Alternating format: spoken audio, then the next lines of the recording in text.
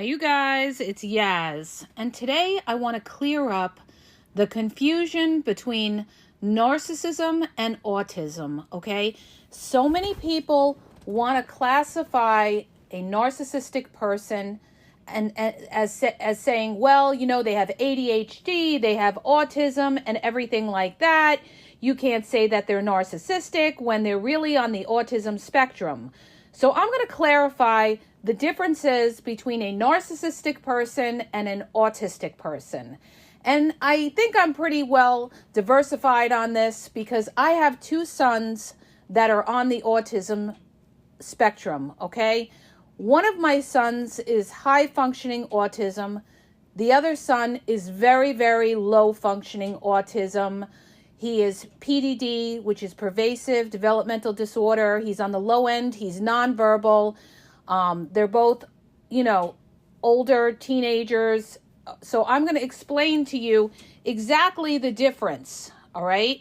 And I got to tell you, this particular topic, really, I'm very passionate about. Okay. Because I've been through so much with my kids between therapies, schools, education, ABA therapy and everything like that, studying the autism brain.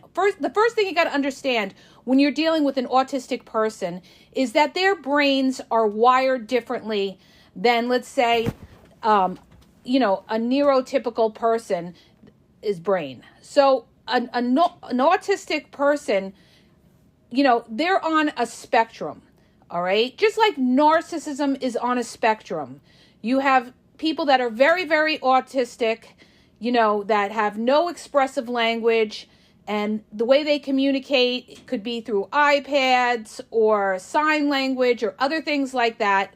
And you have narcissistic people that, can have no empathy whatsoever. And there's some people that are on the narcissism spectrum that have a little bit of empathy, that could just have narcissistic characteristics.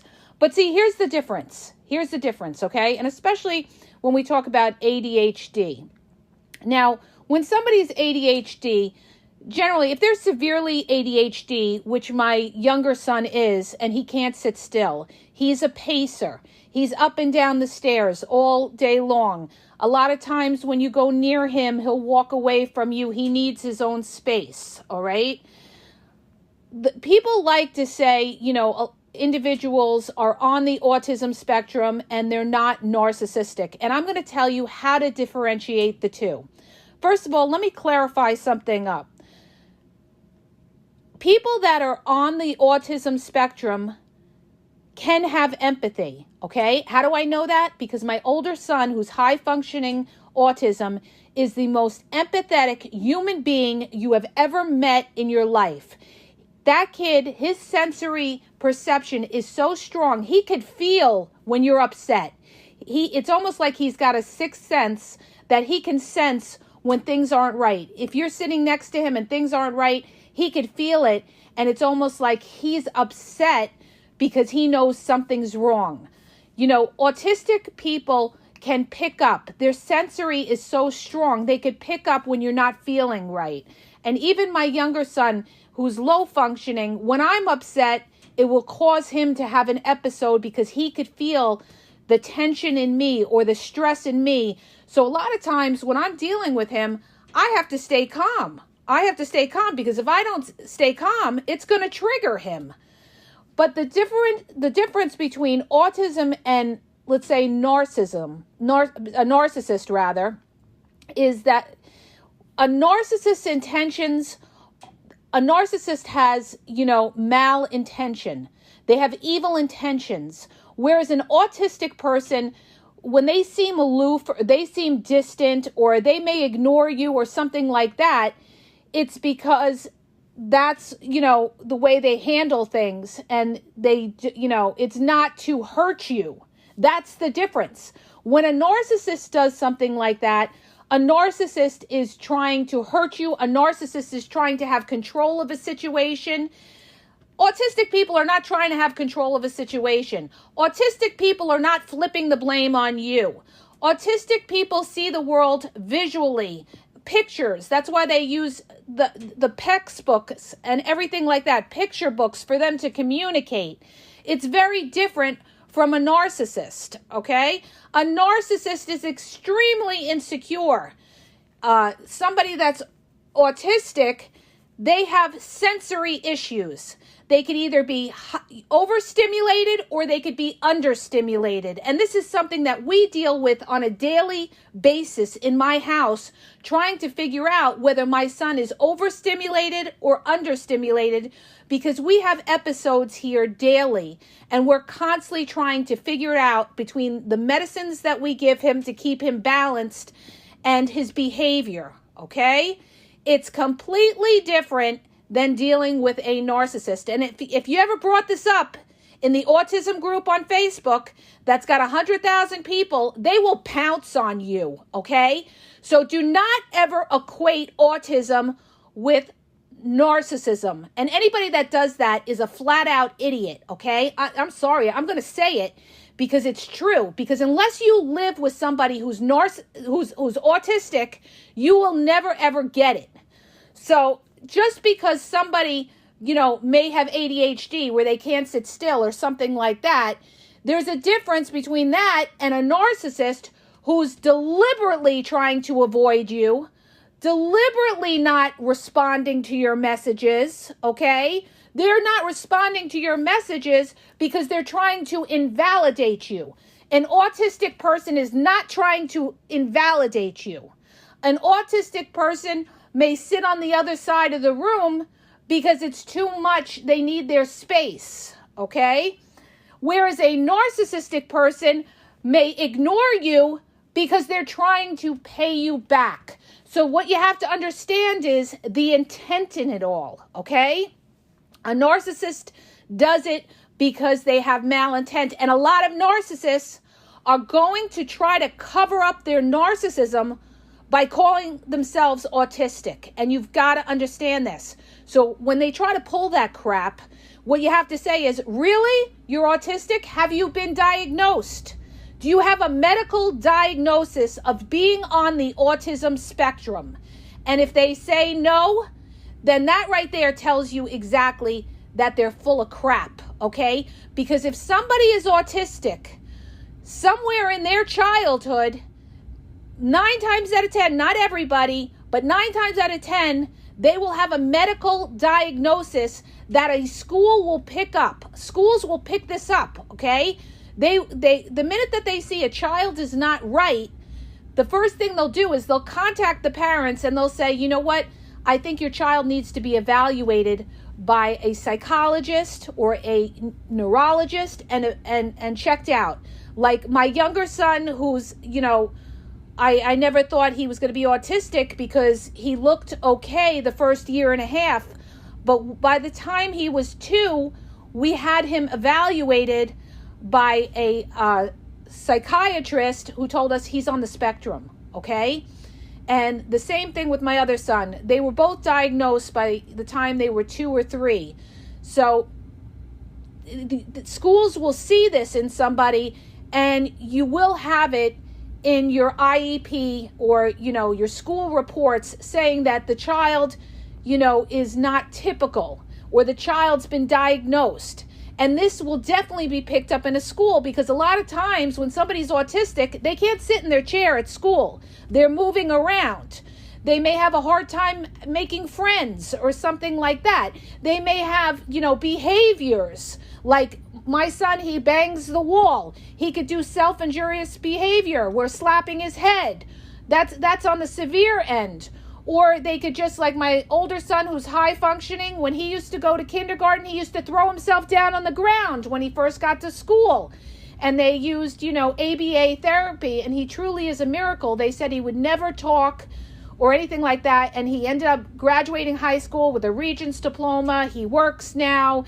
He's very, very smart. So the point I'm trying to make is, you guys, this will all be picked up in somebody's childhood 99.9% of the time if they're autistic, okay? So what narcissists do is this is how they try to get out of something. They'll say, well, I'm autistic, so, you're picking on me or you're abusing me or something like that. And that's when you should be like, really? Have you been checked out? Do you have a medical diagnosis? Maybe you need to go get checked out, because unless you have a medical diagnosis, you are not on the autism spectrum, unless it's been completely diagnosed, all right? And like I said, the big difference that you're going to see between an autistic person and a narcissistic person is that a narcissistic person's intentions are evil, okay? It's for their ego. It's to inflate their image. They will blame. I've never seen an autistic person flip the blame on somebody else when something doesn't go right. I have never seen it, and I've lived a lot of life, you guys. I'm not going to tell you my age, but I've lived a lot of life, and I have yet to see ever an autistic person flip the blame on somebody else. And that's exactly what a narcissist does. So that's how you're going to tell the difference. And also, having a child, that's autistic, having two children that are autistic, I can tell you firsthand that they do have empathy. Autistic people do have empathy, do have heart.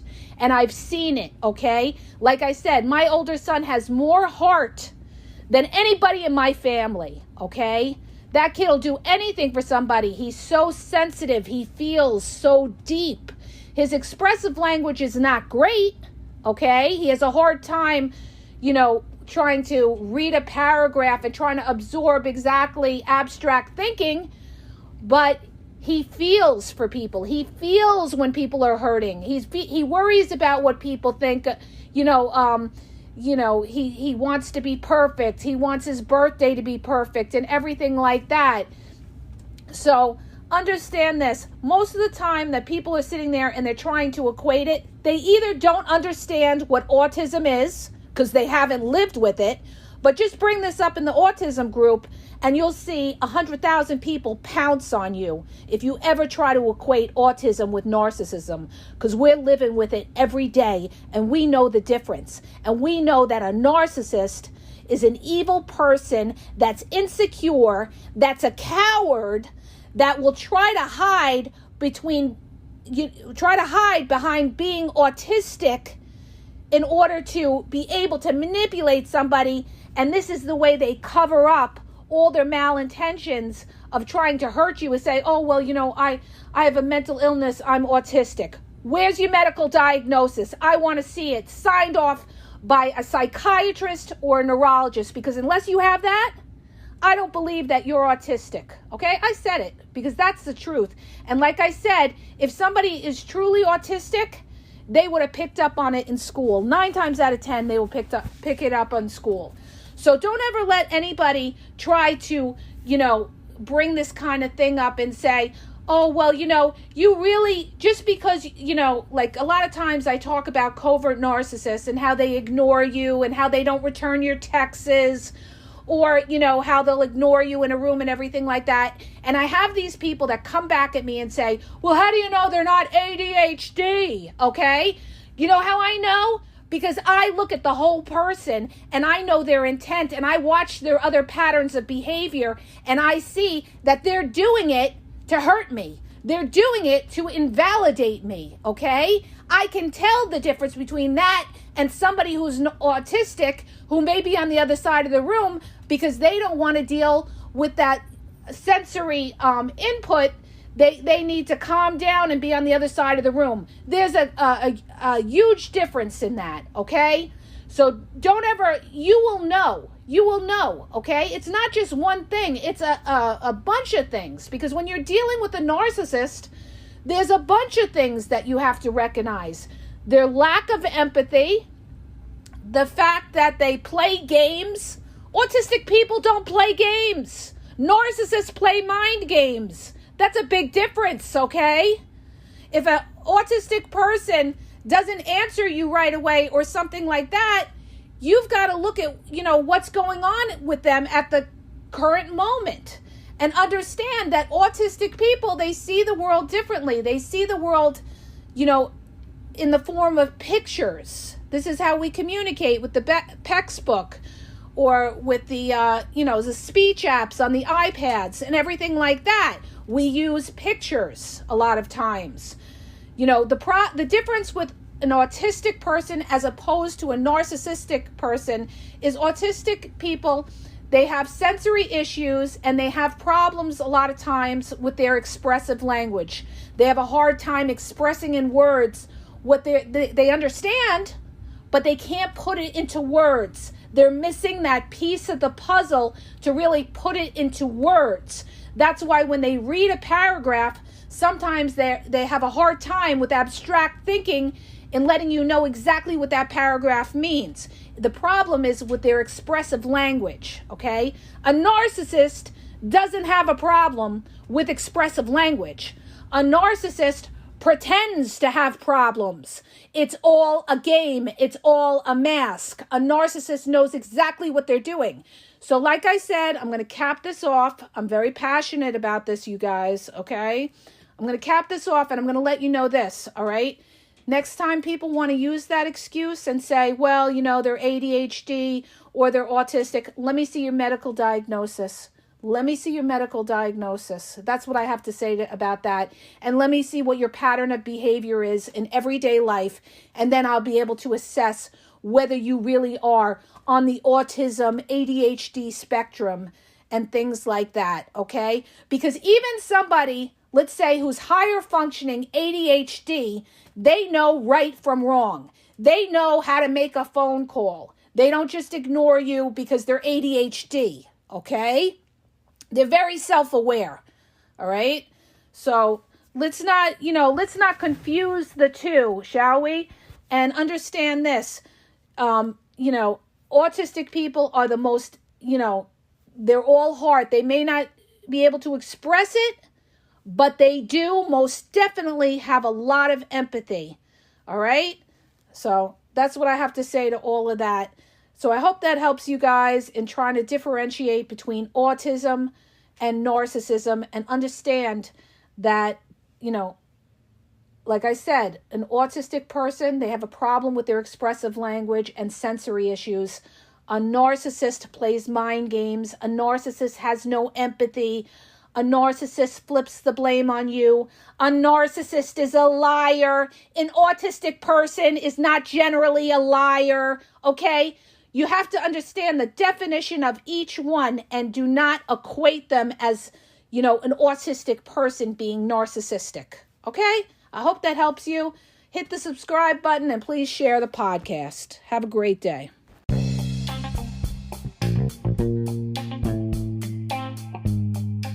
Hi, you guys, it's Yaz, and I want to tell you about my 2 books on Amazon. The first book is Regain Your Power. It's all about power and relationship. Who has the power in the relationship? And it goes into all of that, okay? The other book is Signs He's Not Into You, He's Wasting Your Time, okay? Check it out. It gives you a lot of good clues as to whether you're with somebody who's a real one or somebody who's just going to waste your time. You could read them both with Kindle's free trial membership. So check it out. Link is in the podcast description.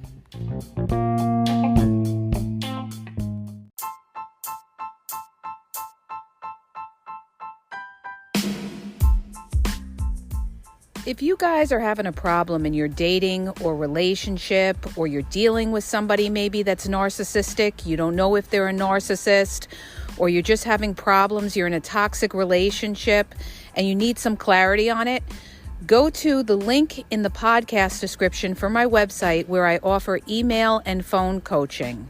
If you have a quick question, just a quick question, and you want to get a video sent back to you answering your question, there's also a link there for Vizio where I will send you a personalized video answering your question.